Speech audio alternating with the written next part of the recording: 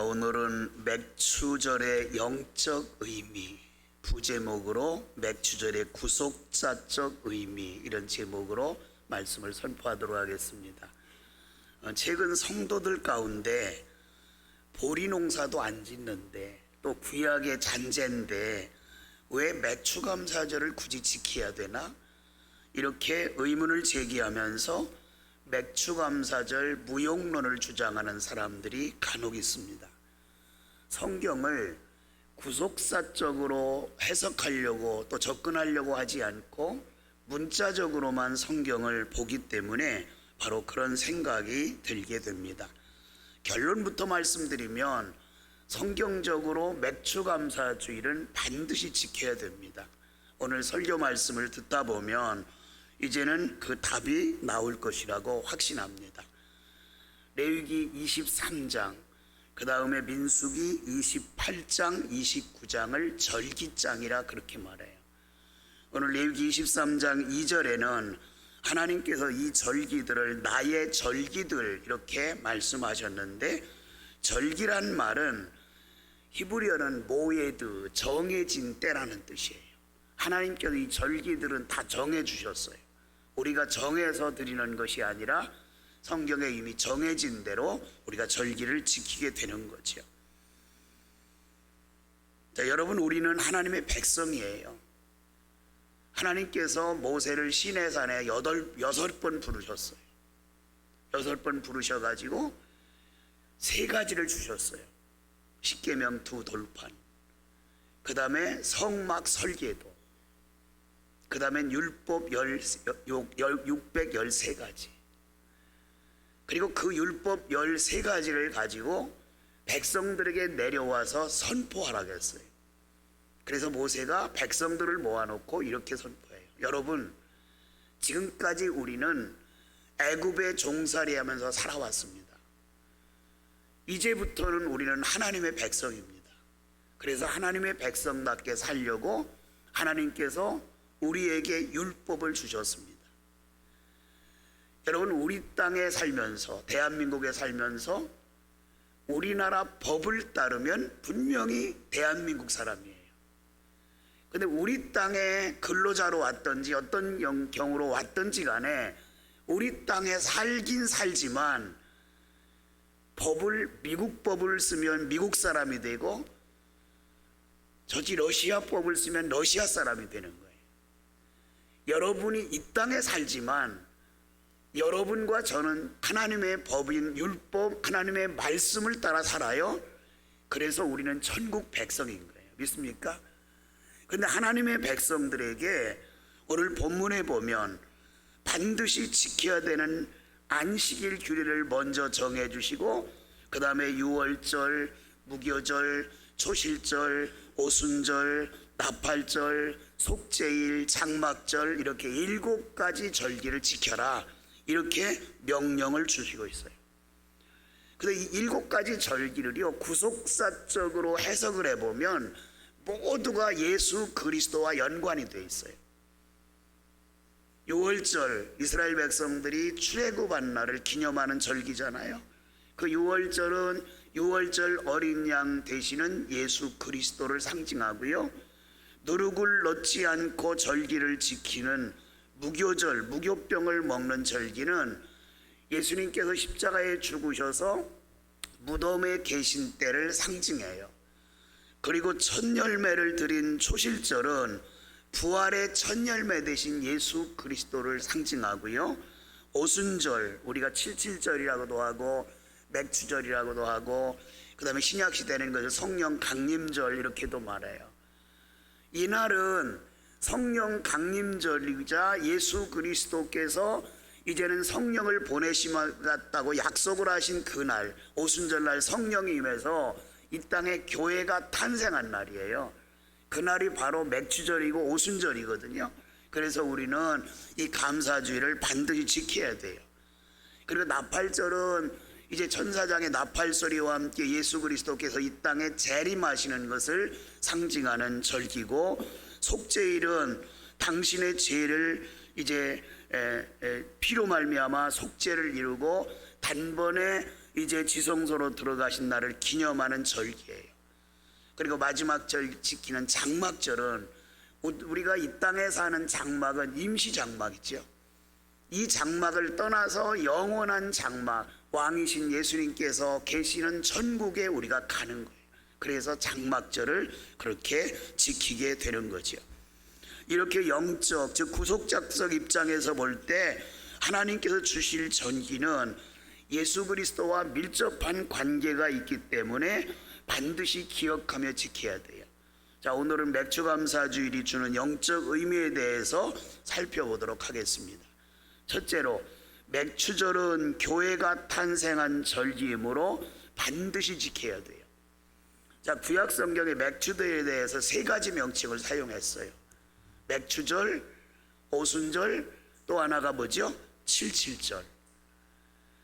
자, 이 맥주절이 시작된 것은 이스라엘 백성들이 보리 농사를 다 지어서 보리의 일부분을 비워가지고 첫 열매를 드려요. 그때부터 7주간, 77이 49, 7주간을 지난 날에 그 이후에 이제 감사주일을 지킨다 그래서 77절 그렇게 말해요. 그 다음에 오순절이라고 하는 것은 50일, 10번씩 5번 반복하는 50일, 77절 다음 날이 오순절이에요.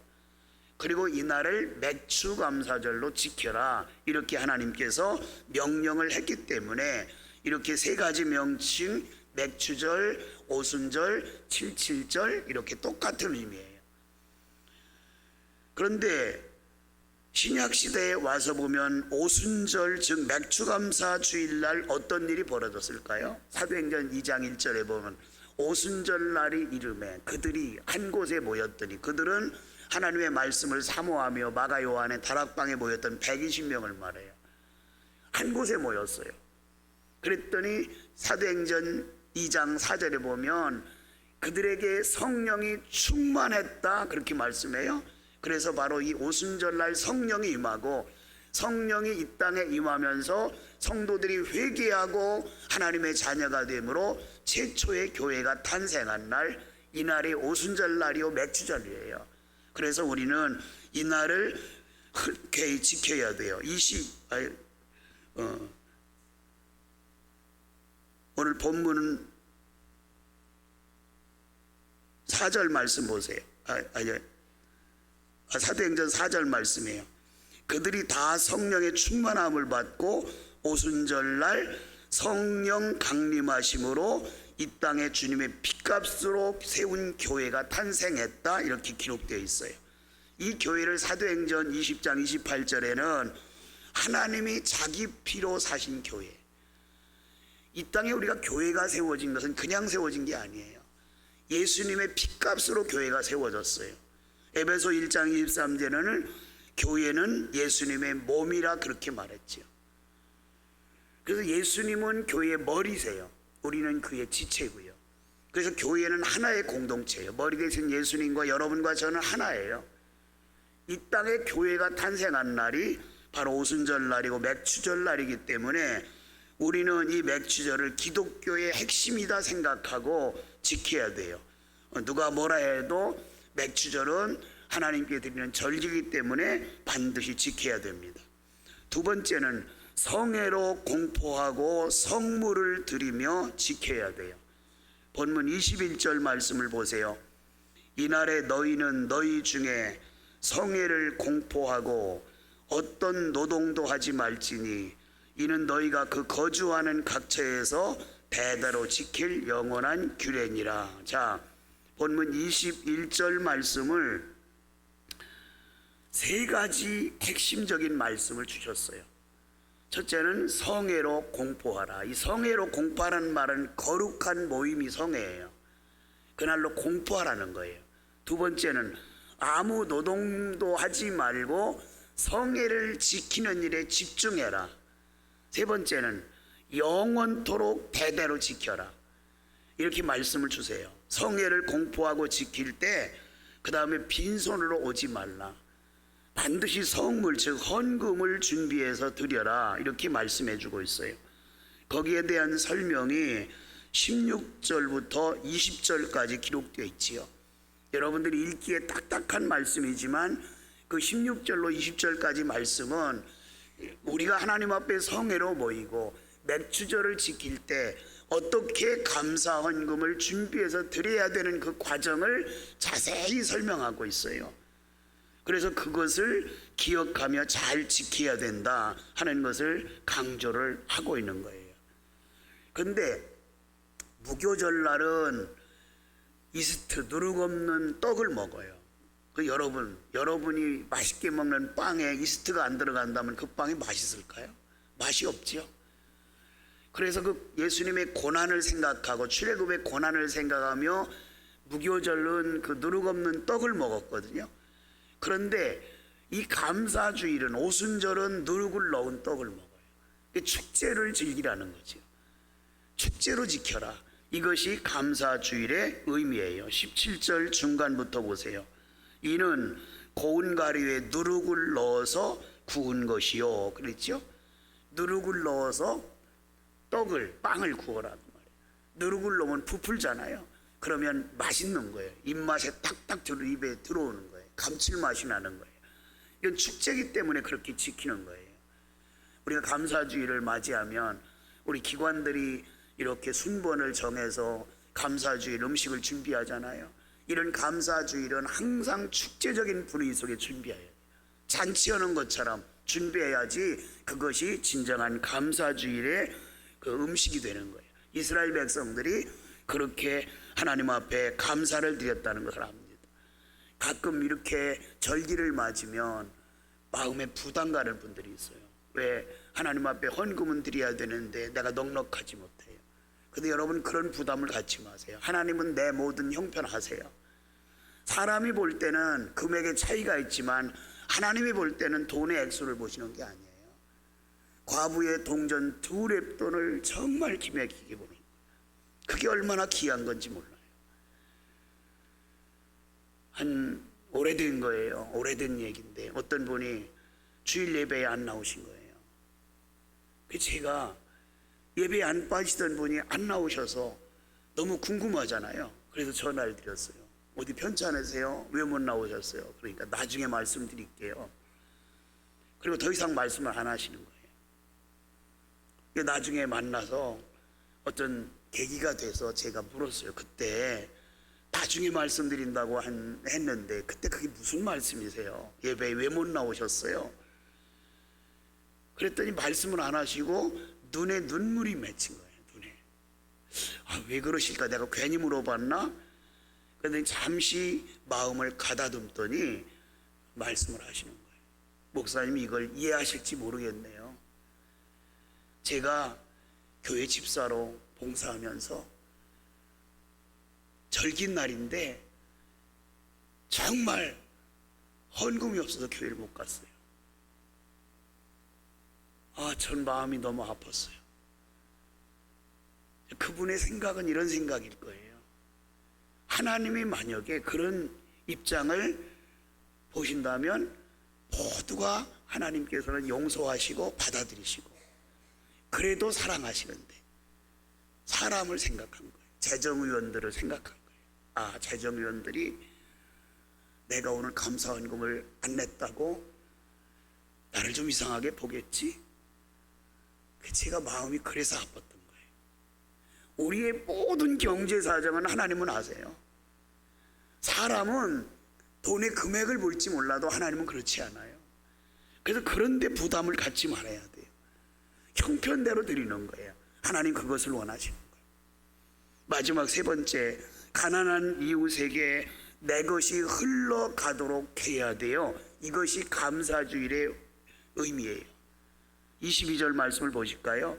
너희 땅에 곡식을 벨 때에 반 모퉁이까지 다 베지 말며 떨어진 것을 줍지 말고 그것을 가난한 자와 거류민을 위하여 남겨두라. 나는 너희의 하나님 여호와니라. 자, 이스라엘 백성들은 소득의 10의 2조는 자기 것이라 생각하지 않아요. 10의 1조는 하나님 것이고 10의 1조는 가난한 이웃들의 것이라 생각해요. 그래서 하나님께서 오늘 본문에 곡식을 벨 때에 반 모퉁이까지 다 베지 말라. 이것을 유대인들은 자기 곡식밭의 10분의 1이라고 생각하는 거예요. 그 곡식밭의 10분의 1은 안 베는 거예요. 왜? 어려운 이웃들이 가져가라는 거죠. 이것이 감사주일의 의미예요. 내가 가진 것을 흘려보내야 돼요. 흘려보내야 돼요. 쌓아놓기만 하면 썩어요. 반드시 만나는 쌓아놓으면 썩게 돼 있어요. 만나는 하루 먹을 것만 거둬들이게 돼 있죠. 욕심부리고 쌓아놓은 사람들은 구더기가 나고 썩었다 그랬어요. 하나님께서 우리에게 주신 물질은 흘러보낼 수 있는 이런 습관을 늘 가져야 돼요. 유대인들이 바로 그래요. 유대인들은 나눔을 잘해요. 미국이 세계에 많은 사람들이 기부하는 사람들이 많은 이유는 그분들을 다 분석해보면 거의 다 유대교인들이에요. 유대계 사람들이에요. 그들이 그렇게 나눔을 실천하고 흘려보내는 걸 잘하는 거예요. 왜? 하나님의 말씀이 그렇게 기록되어 있기 때문에. 가난한 이웃들을 꼭 생각하라 이렇게 말씀을 주셨기 때문에. 그 결과 오늘날 세계 경제를 주름다는 사람들이 전부 다 유대계 사람들이잖아요. 하나님께서 그들에게 복을 주셨던 거예요. 하나님의 백성답게 살면 영적인 복은 물론이고 육신적인 복, 물질적인 복까지 하나님이 주세요. 영적인 의미를 모르기에 맥주감사주일, 무용론을 주장하는 어리석은 사람들이 있지만 그들과 변론하는 것은 무가치한 일이에요. 우리 목사님이 그러는데 맥주감사절은 반드시 지켜야 되는데, 그러면 그들은 그렇게 말할 거죠. 그건 구약의 산물인데 보리농사도 안 짓는데 변론하지 마요. 디도서 3장 9절에 보면 변론은 다 무익한 것이라 그랬어요. 그들은 뭐라 하든지 나는 내 중심을 다하여 감사주일을 온전히 지킬 때 하나님께서 여러분을 통해서 영광 받으세요. 감사주일을 감사주일답게 온전히 지킬 수 있는 믿음의 성도들이 되기를 주님의 이름으로 축원합니다.